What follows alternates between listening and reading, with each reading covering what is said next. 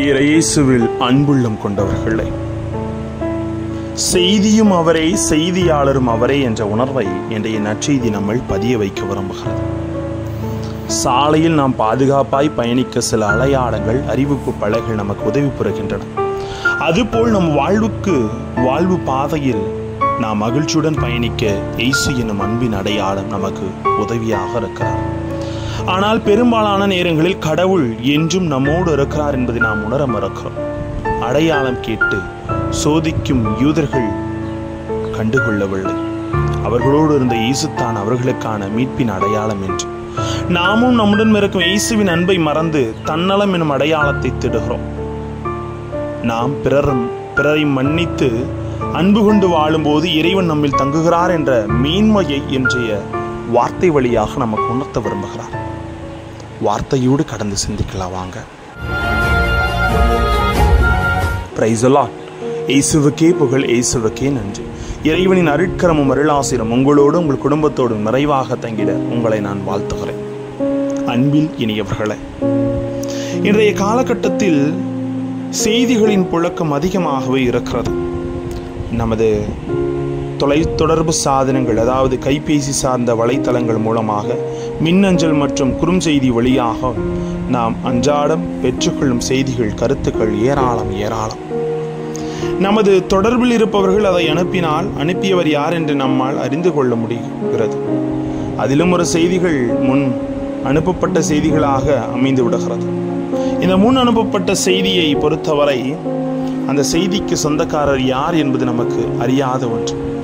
இன்னும் விளக்கத்தோடு சொல்ல வேண்டும் என்றால், உதாரணத்திற்கு நமக்கு தபால் வருகிறது. தபாலுக்கு தபால் எடுத்து வரும் தபால்காரருக்கும் எந்த சம்மந்தமும் இல்லை. தொலைக்காட்சி செய்தி வாசிக்கிறார்கள், வாசிப்பவருக்கும் செய்திக்கும் தொடர்பு இல்லை. தபால்காரரின் பின்புலத்தை பார்த்தோ செய்தி வாசிப்பவரின் பின்புலத்தை பார்த்தோ நாம் செய்தியை கருத்தில் கொள்வதில்லை. இது நமக்கு புலப்படுத்தும் உண்மை இதுதான். செய்தியும் செய்தியாளரும் வெவ்வேறு, அனுப்பப்பட்டவரும் அனுப்பப்பட்ட கருத்தும் வெவ்வேறு. The message is different from the messenger அப்படின்னு சொல்லுவாங்க இல்லையா?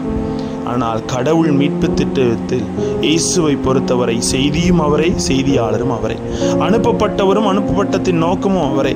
இந்த ஆழமான கருத்தை யூதர்கள் மத்தியில் இயேசு பதிய வைக்கத்தான் இன்றைய நற்செய்தியை வெளிப்படுத்துகிறார். இயேசுவின் உண்மையான தன்மை அறிந்து கொள்வதற்கு ஒரு அடையாளத்தை கேட்டு யூதர்களிடம் அவர் ஒரு அடையாளம் என்பதை அறிவுறுத்தி அறுதியிட்டு இயேசு கூறுகிறார். ஆகவே தான் இயேசு இன்றைய நற்செய்தியில் இருக்கிறவரும் சாலமோனின் பெரியவர் அல்லவா? லூக்கா 11:32 சொல்லுகிறார். 31 இங்கிருப்பவர் யோவானை விட பெரியவர் அல்லவா என்று கூறுகிறார். சாலமோனின் ஞானத்தை ஏற்றுக்கொண்ட புறவினத்தார் யோனாவின் இறைவார்த்தை ஏற்றுக்கொண்ட நினிவே மக்கள் போல இயேசுவின் காலத்து யூதர்களிடம் ஏற்றுக்கொள்ளுதல் இல்லையே என்று அவர்களுக்கு இயேசு சுட்டி காண்பிக்கிறார்.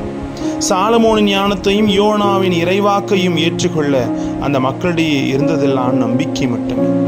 அவர்கள் அறிகுறியையும் அடையாளத்தையும் கேட்காமல் நம்பிக்கையோடு ஏற்றுக்கொண்டார்கள். ஆனால் இறைமகன் ஆகிய இயேசு கிறிஸ்து இவர்கள் விட பெரியவராயிருந்தும் யூதர்கள் நம்பவில்லை. அந்த அளவுக்கு அவர்களுடைய புத்தி மழுங்கி போயிருந்தது.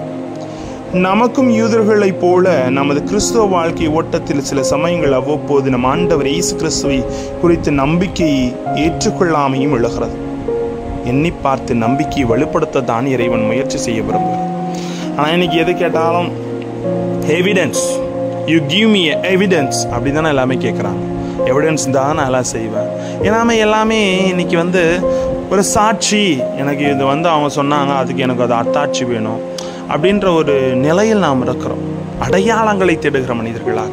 ஆனால் இறைவன் சற்று வித்தியாசமானவர் என்பதை நாம் அனைவருமே உணர்ந்து நமது வாழ்க்கையிலே அவர் கற்றுக் கொடுத்த படிப்பினைகளை பின்பற்றி வாழ்வோம். ஜெபிப்போமா. அன்பு இறைவா, செய்தியும் அவரே, செய்தியாளரும் அவரே, நீதாம் அனைத்தும் என்ற உள்ளுணர்வோடு நாங்கள் எல்லா சூழ்நிலைகளையும் கடந்து வாழ நீர் அருள் புரிய வேண்டும். ஏனென்றால் உமது வார்த்தையில் அனைத்தும் நிறைந்திருக்கிறது. உமது வார்த்தையை மிகப்பெரிய அடையாளம் என்பதை நாங்கள் அனைவரும் உணர்ந்து வாழ்வில் வெற்றி வாகை சூடிக்கொள்ள எங்களோடு தங்கும் ஆண்டவரே. Praise the Lord.